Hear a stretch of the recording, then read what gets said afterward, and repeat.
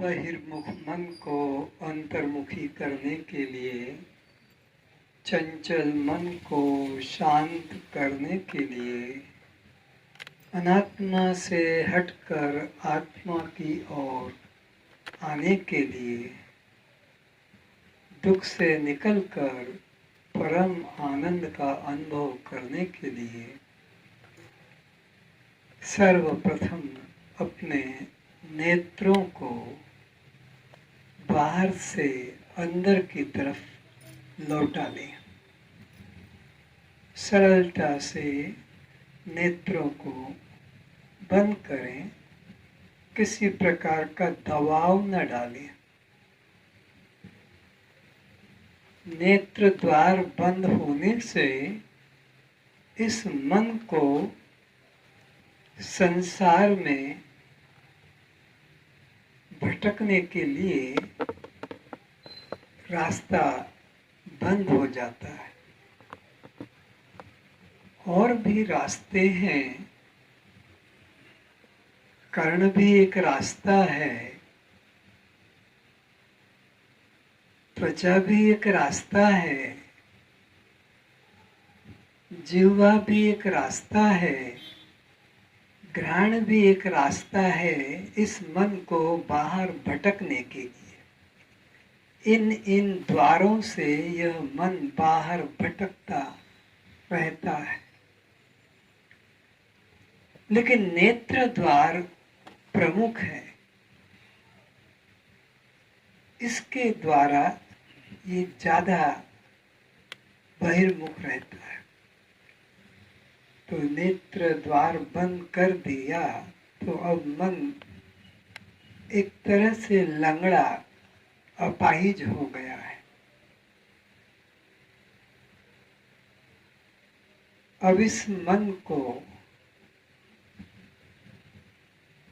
अपने इन श्वासों के साथ जोड़ दें। श्वास आपकी क्रिया नहीं है, आप श्वास के कर्ता नहीं हैं। आप केवल देखने वाले हैं, अनुभव करने वाले हैं, जानने वाले हैं कि श्वास किस तरफ गति कर रहा है। दो ही रास्ते हैं, अंदर की तरफ और वही फिर बाहर की तरफ।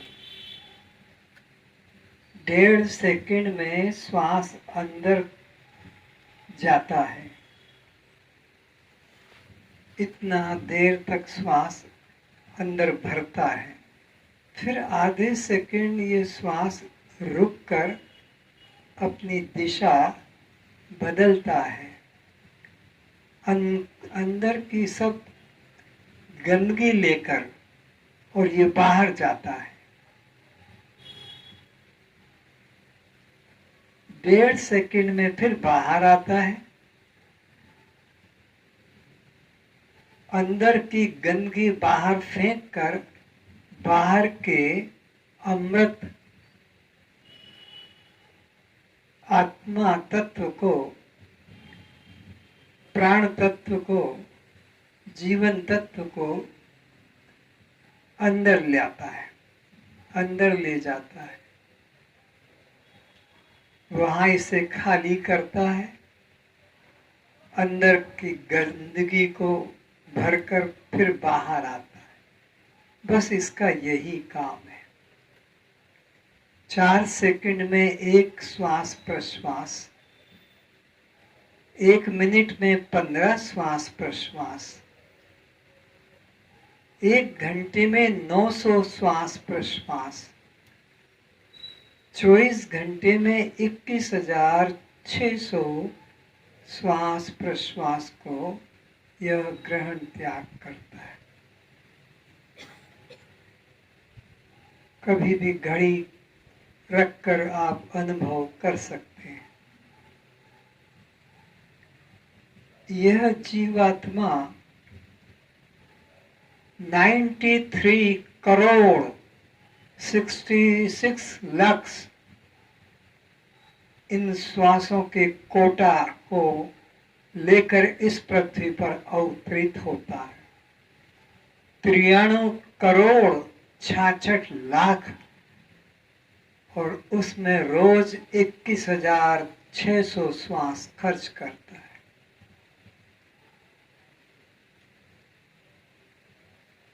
यह इसका क्रम है।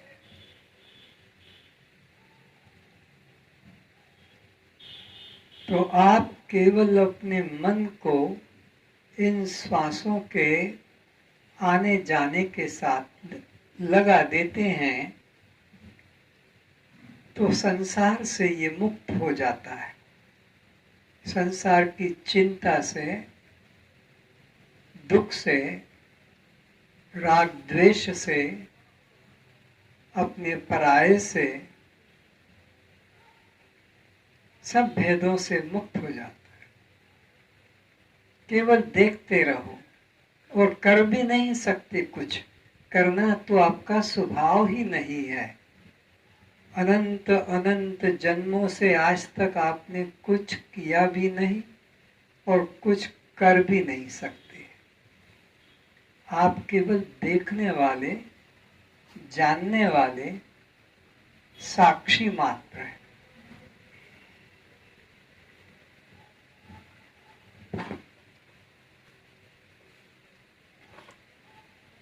तो बस देखें, अंदर श्वास आ रहा है, पेट फूल रहा है,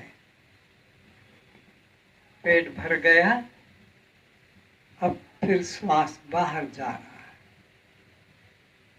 रहा है, पूरा खाली हो गया। बस आप इतने गवाह हैं, आप इसके गवाह हैं और कुछ नहीं। गवाह, विटनेसिंग, वह जो हो रहा है दो के बीच में, और जिसने न्यूट्रल होकर देखा, कोई पक्षपात नहीं, बस देखा। तो जितनी देर तक आप इस श्वास प्रश्वास के अवलोकन में रहेंगे, उतनी देर तक संसार का कोई भी दुख नहीं सताएगा, राग द्वेष नहीं सताएगा, कर्म बंधन नहीं लगेंगे।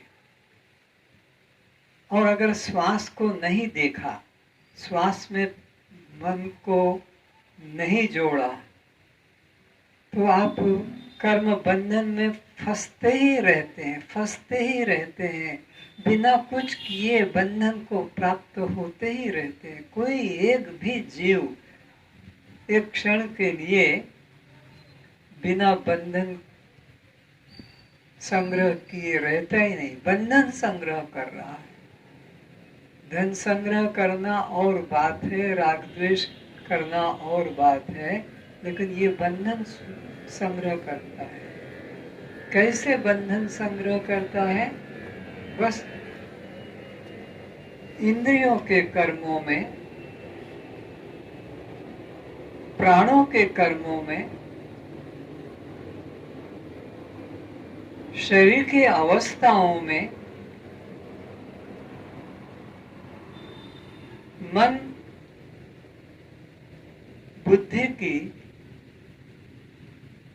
प्रक्रिया में आप जुड़ जाते हैं। उनके धर्मों को अपना धर्म मान लेते हैं, देह के धर्म को अपना धर्म मान लेते हैं। क्या है देह का धर्म? जन्मना मरना, ये देह का धर्म है। देह की अवस्था को अपनी मान लेते हैं। क्या अवस्था है? बाल्यपना, किशोरपना, युवापना, प्रौढ़पना, वृद्धपना अपना मान लेता है।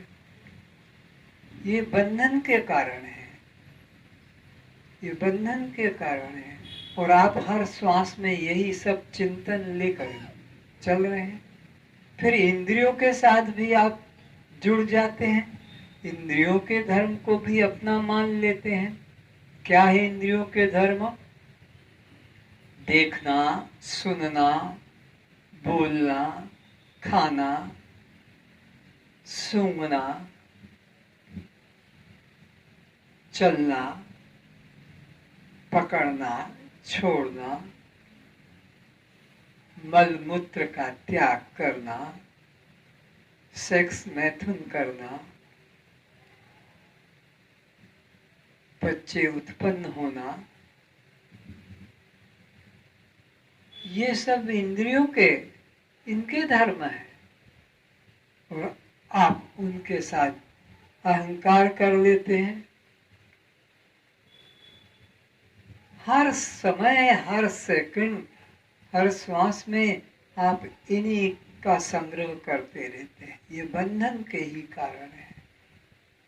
पर धर्मो भयावह, जिसे भगवान कृष्ण कहते हैं कि जो इन इंद्रियों के स्वभाव को, इंद्रियों के धर्मों को, देह के कर्मों को अपना मान लेता है कि मैं यह हूँ, मैं पिता हूँ, माता हूँ, मैं पति हूँ, मैं पत्नी हूँ, मैं पुत्र हूँ, मैं पुत्री हूँ, मैं इंजीनियर हूँ, डॉक्टर हूँ, वकील हूँ, मास्टर हूँ, प्रिंसिपल हूँ,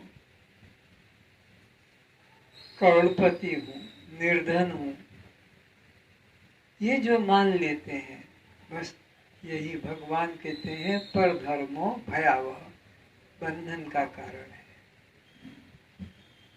और इसी प्रकार अंतःकरण के धर्मों को भी आप अपना मान लेते हैं। क्या है अंतःकरण के धर्म? मैं सुखी, मैं दुखी, मैं चंचल, मैं शांत, मैं पापी, मैं धर्मात्मा, मैं दानी, मैं कृपण, मैं कंजूस,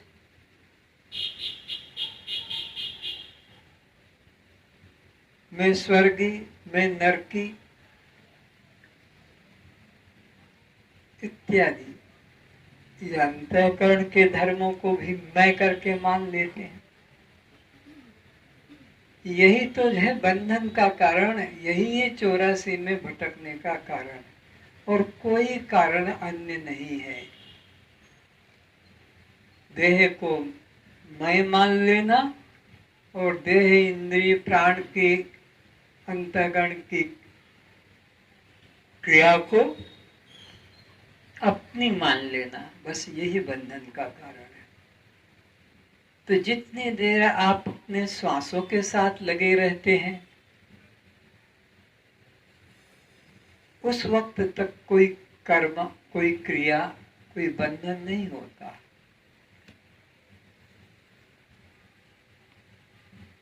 क्यों नहीं होता? कि इन क्रिया में, प्राण के भीतर बाहर होने में आपका राग द्वेष नहीं होता। राग द्वेष कैसा होता है? अनुकूल को ग्रहण करना चाहता है, प्रतिकूल को हटाना चाहता है। संसार में यह होता रहता है हर समय। ग्रहण त्याग, ग्रहण त्याग, अच्छा बुरा, अनुकूल प्रतिकूल, सुंदर असुंदर, सुखी दुखी, पापी पुण्यात्मा इत्यादि इत्यादि, यह चलता ही रहता है, रुकता ही नहीं है। जब तक नींद नहीं आ रही है, जागृत हैं, तब तक कुछ न कुछ क्रिया में अहंकार जुड़ता ही रहता है। अब राग द्वेष प्राणों के साथ नहीं होता है, उसे समझें। वहां बंधन नहीं है। क्यों बंधन नहीं है? कि इस भीतर आने वाले श्वास और बाहर जाने वाले श्वास के साथ आपके मन में कोई भी प्रीति कहो या वैराग्य कहो नहीं होता है। हर वस्तु में तो अनुराग विराग होता है, ग्रहण त्याग होता है, लेकिन ये प्राण की क्रिया में न तो आप कभी ऐसा इसमें लोभ करते हैं कि ज्यादा प्राण मेरे पास आ जाए, और ये भी नहीं विचारते हैं कि मेरा सारा प्राण निकल जाए, मेरा सारा प्राण निकल जाए, प्राण जल्दी जल्दी निकल जाए, प्राण जल्दी जल्दी अंदर आ जाए। कभी विचार ही नहीं आता कि बस होती रहती है, तो क्रिया होती रहती है बिना विचार के। तो इन प्राणों की क्रिया में कभी आप राग नहीं करते कि ज्यादा ज्यादा मुझे श्वास मिले, ज्यादा ज्यादा मैं श्वास को लूं, जल्दी जल्दी श्वास को लूं, या मैं श्वास को जल्दी जल्दी बाहर करूं, मेरा सब श्वास प्राण बाहर जाए, कैसे जाए, कब जाए, ऐसा कुछ विचार ही नहीं आता। बस चुपचाप देखते रहो। तो जितनी देर देखते रहोगे कोई क्रिया आपके साथ जुड़ेगी नहीं, राग द्वेष होगा नहीं, बंधन होगा नहीं, केवल देखते रहने से। करोड़ों करोड़ों अरबों खरबों की संपत्ति से और भी कीमती यह गुर सूत्र है कि श्वासों को जब तक देखते रहेंगे, जितनी देर देखते रहेंगे, आपके द्वारा कोई भी कर्म जुड़ नहीं पाएगा, कोई भी कर्म आपके साथ नहीं जुड़ पाएगा। क्योंकि कर्म के साथ जुड़ने के लिए मन का होना जरूरी है। बिना क्रिया के, बिना मन के कोई क्रिया में आप जुड़ते ही नहीं। बिना मन के कोई कर्म होता ही नहीं। और आपका मन अंदर लगा दिया आपने श्वासों में जोड़ दिया, तो अब कर्म करे कौन? आँख क्या देखेगी, कान क्या सुनेगा, नासिका क्या सूंघेगी, जिह्वा क्या स्वाद लेगी? क्योंकि ये तो आँख कभी देखती नहीं, कान तो कभी सुनता नहीं, कि श्वास तो कभी लेता नहीं, जिह्वा स्वाद लेती नहीं। ये तो मन ही है जो आँख में बैठकर देखता है, ये मन ही है जो कान में बैठ के सुनता है, ये मन ही है जो नासिका में बैठ के सूंघ रहा है, ये मन ही है जो वाणी में बैठकर बोल रहा है, ये मन ही है जो पैरों में रहकर चल रहा है, हाथों में रहकर कर रहा है। इंद्रियां नहीं कुछ कर रही है, ये 10 इंद्रियां नाम मात्र है, इंद्री तो एक ही है, एक ही इंद्री है आपके पास में, और वो है मन। वो जिस दरवाजे से निकलेगा वहां का सामान को संभालेगा। कभी आंख के दरवाजे से निकल कर जाता है तो रूप को संभालता है, कभी यह कान के दरवाजे से बाहर जाता है तो शब्द को संभालता है, श्रवण करता है। जब यह त्वचा के द्वार से बाहर जाता है तो यह स्पर्श का अनुभव करता है, जब यह वाणी के द्वारा, जिह्वा के द्वारा बाहर जाता है तो रस का अनुभव करता है। बाकी इंद्रिय क्या करेंगी? अगर ये जिह्वा के साथ जुड़ा है तो कान कुछ नहीं कर पाएगा, आंख कुछ नहीं कर पाएगी, त्वचा कुछ नहीं कर पाएगी। वो तो तभी कर पाती है जब इनके साथ मन जुड़ता है। आपके घर में सब यंत्र हैं, कूलर भी है, टीवी भी है, एसी भी है, कंप्यूटर भी है, पंखा भी है, पर जिसका स्विच आप ऑन करेंगे वही तो मशीन काम करेगी, बाकी तो मशीन मुर्दे की तरह पड़ी रहेगी। जिसका आप स्विच ऑन करते हैं वो यंत्र, उपकरण, इंस्ट्रूमेंट काम करते हैं। ये इसी प्रकार ये बिजली करंट की तरह ये मन है, जिस इंद्रिय के साथ जुड़ता है बस उसी इंद्रिय के साथ इसका काम होता है। इसके बिना कोई इंद्रिय कुछ कर ही नहीं सकती।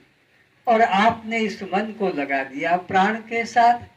अब ये प्राण को अंदर आने में और बाहर जाने में बस देख रहा है, कोई नया कर्म बन ही नहीं पा रहा है, क्योंकि इंद्रियां तो इसके बिना अपंग है। तो ये इसका चमत्कार, ये इसका लाभ है। प्राण अपान की क्रिया, आनापान की क्रिया के साथ मन को लगा देना। ये भगवान बुद्ध के द्वारा यह आनापान की क्रिया विशेष करके प्रचलित हुई है। आप देखो, बस श्वास को देखो, कोई मन में द्वंद्व नहीं आएगा, कहीं दुनिया की तरफ जा नहीं सकता, क्योंकि मन को एक काम दे दिया कि बस देखो, बस देखो। आते जाते श्वास को बस देखो।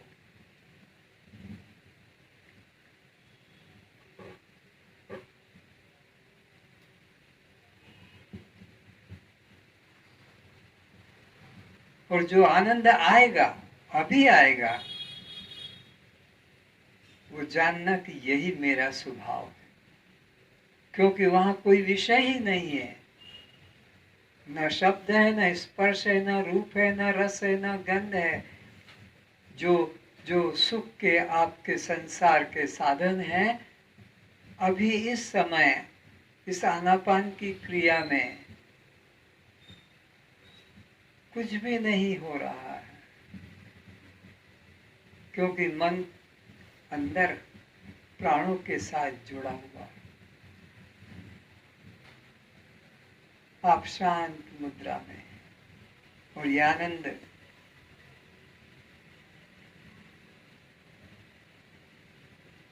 निसंकल्प अवस्था, कोई द्वंद्व नहीं, कोई संकल्प विकल्प नहीं।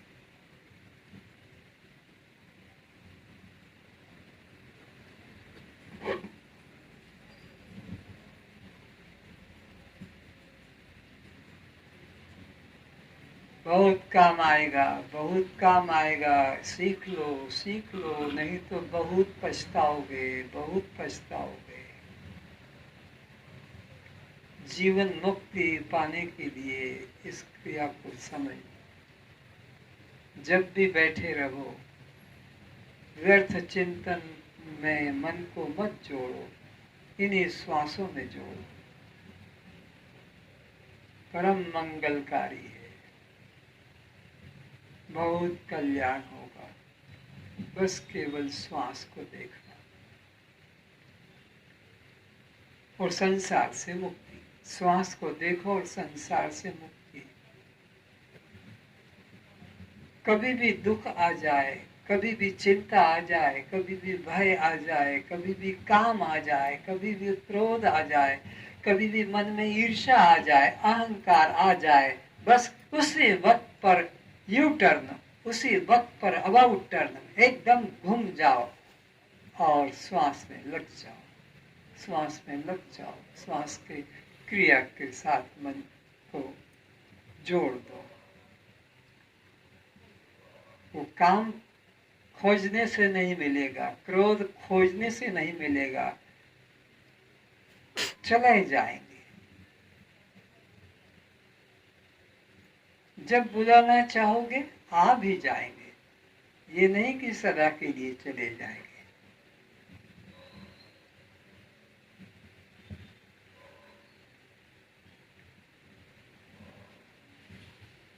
तो 5 मिनट के लिए बस केवल श्वास को देखें, हर श्वास पर आपकी दृष्टि रहे।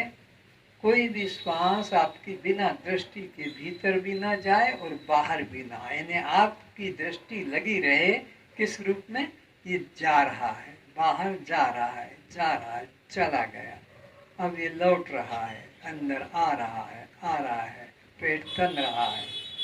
वह आपकी दृष्टि इस तरह से प्राण के आने जाने पर आपको न खींचना है न छोड़ना है, आपका काम नहीं, बस आप तो केवल देखते रहे 5 मिनट। जैसे नोट गिनते हैं, ये 2-2 हजार के नोट नहीं, 5 रुपए का भी, 10 रुपए का भी नोट गिनते हैं। तब आप क्या करते हैं? गड्डी को पूरा गिनना है तो हाथ में पानी लगाकर या थूक लगा कर गिनते हैं कि कहीं एक नोट के संग दूसरा नोट बिना गिने निकल ना जाए। कितना महत्व देते हैं इन कागज के टुकड़ों के लिए, चाहे वो 5 पैसे का हो कि 5,000 का हो। आप इनके लिए कितने सतर्क है कि कहीं गिनती में भूल ना हो रही हो। हर श्वास को ऐसे ही देखो कि बिना मेरी दृष्टि के भीतर बाहर न जाए। 5 मिनट, केवल 5 मिनट।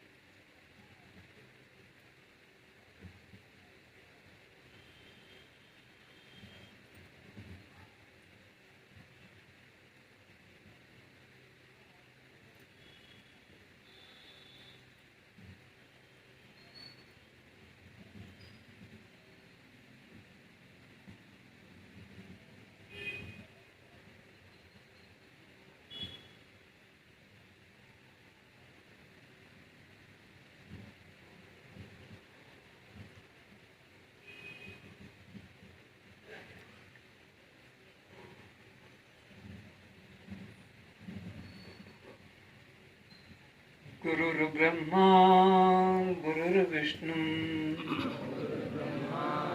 गुरुर्विष्णु गुरुर्देवो महेश्वरः महेश्वर गुरु साक्षात् परं ब्रह्म गुरु साक्षात् परम ब्रह्म तस्मै श्री गुरुवे नमः। तस्मै श्री गुरवे नमः।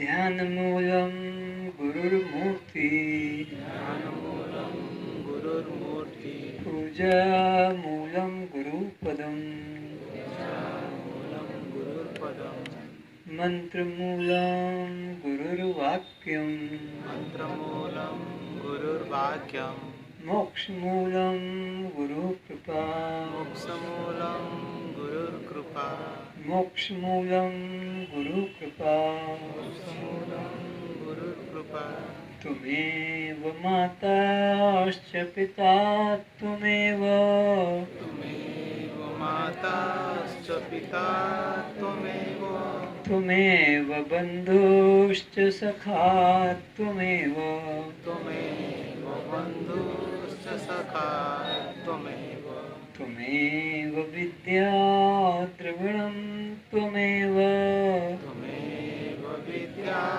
द्रविणं त्वमेव त्वमेव सर्वं मम गुरुदेव भगवन् त्वमेव सर्वं मम गुरुदेव भगवन् त्वमेव सर्वं मम गुरुदेव भगवन् त्वमेव सर्वं मम गुरुदेव भगवन् त्वमेव सर्वं मम गुरुदेव भगवन् त्वमेव सर्वं मम गुरुदेव भगवन्। बोलो सद्गुरुदेव की, सच्चिदानंद आत्मा की जय।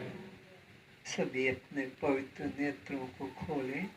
श्रोताओं के रूप में उपस्थित सभी दिव्य पुण्यात्माओं के चरणों में मेरा प्रणाम।